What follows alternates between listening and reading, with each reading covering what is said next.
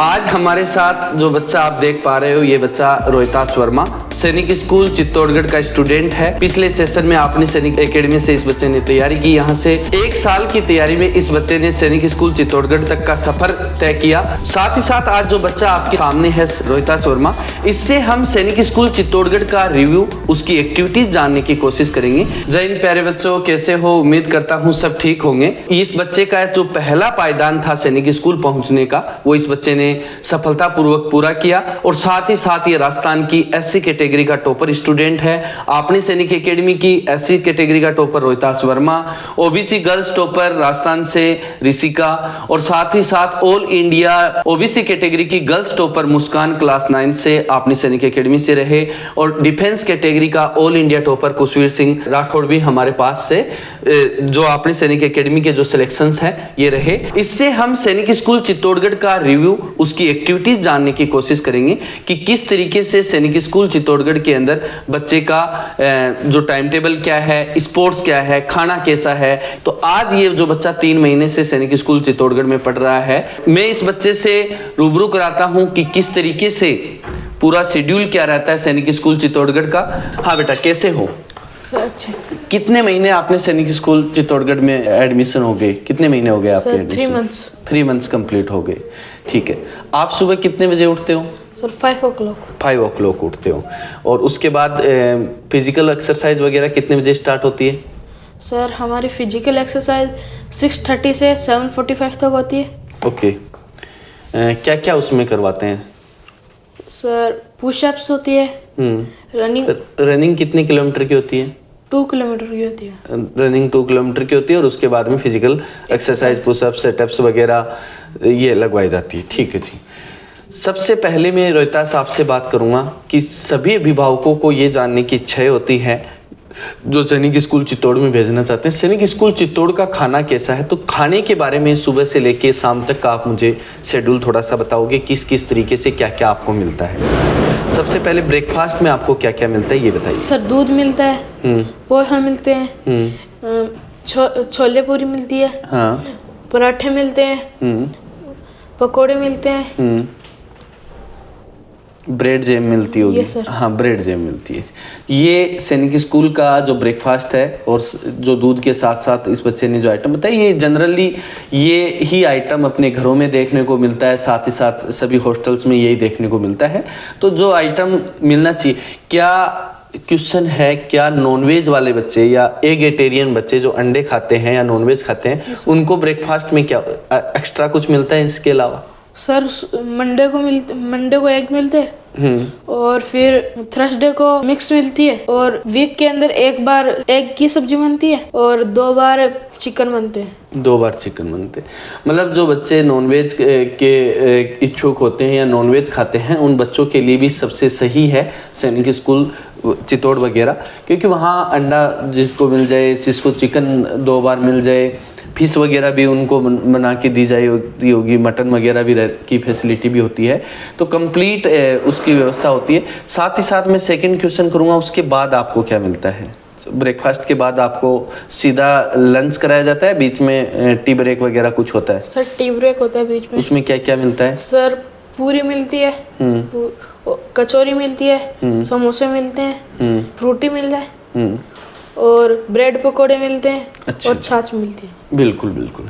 इसके बाद लंच में क्या क्या आपको देखने को मिलता है खाने में? लंच के अंदर सर 2 प्रकार की सब्जी बनती है। ओके। अचार मिलता है साथ में, रोटी होती है, चावल मिलते हैं, राइस चावल मिलते हैं और दही और छाछ भी मिलती है।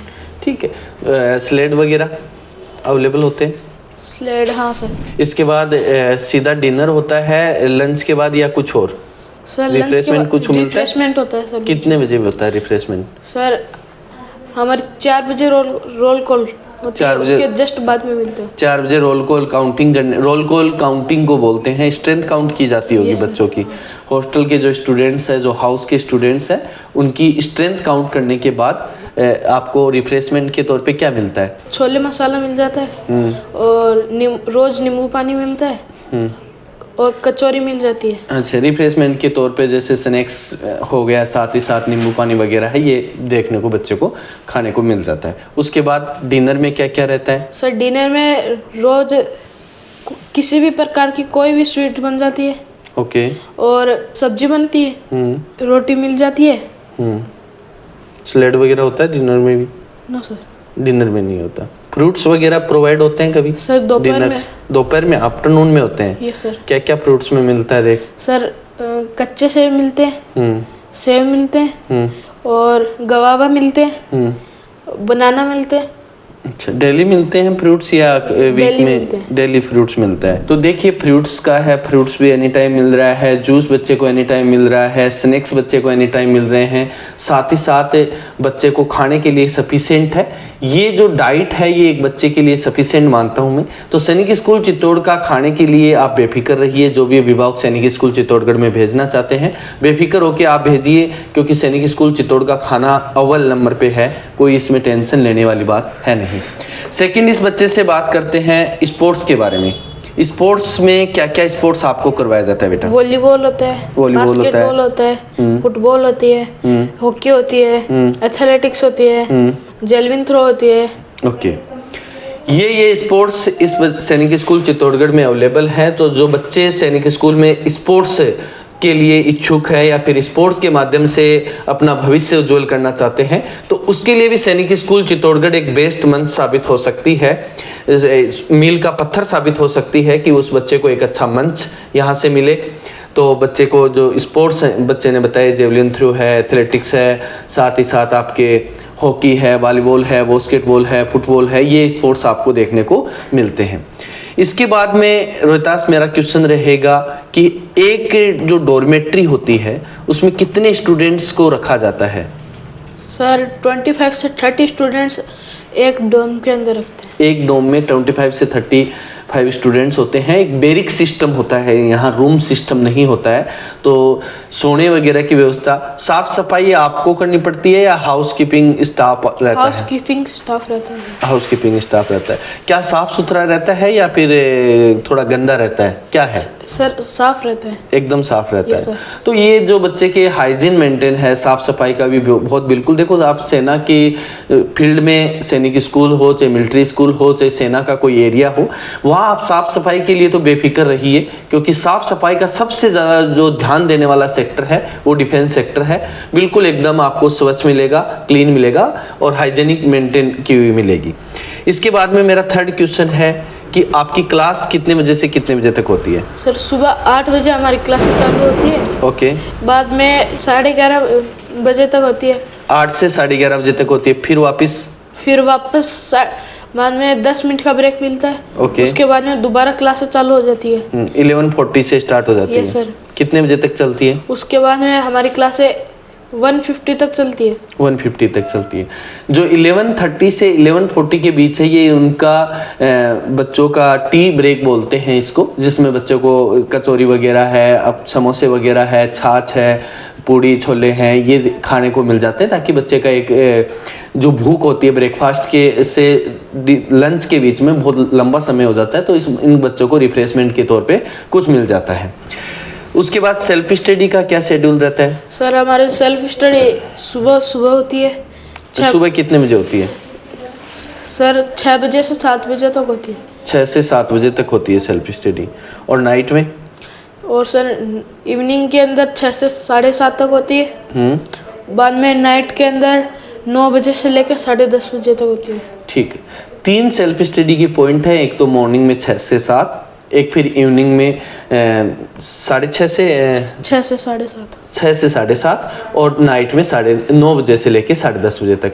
तो लगभग 4 घंटे बच्चे को सेल्फ स्टडी के तौर पे मिलते हैं। ये सैनिक स्कूल चित्तौड़गढ़ का रूटीन है।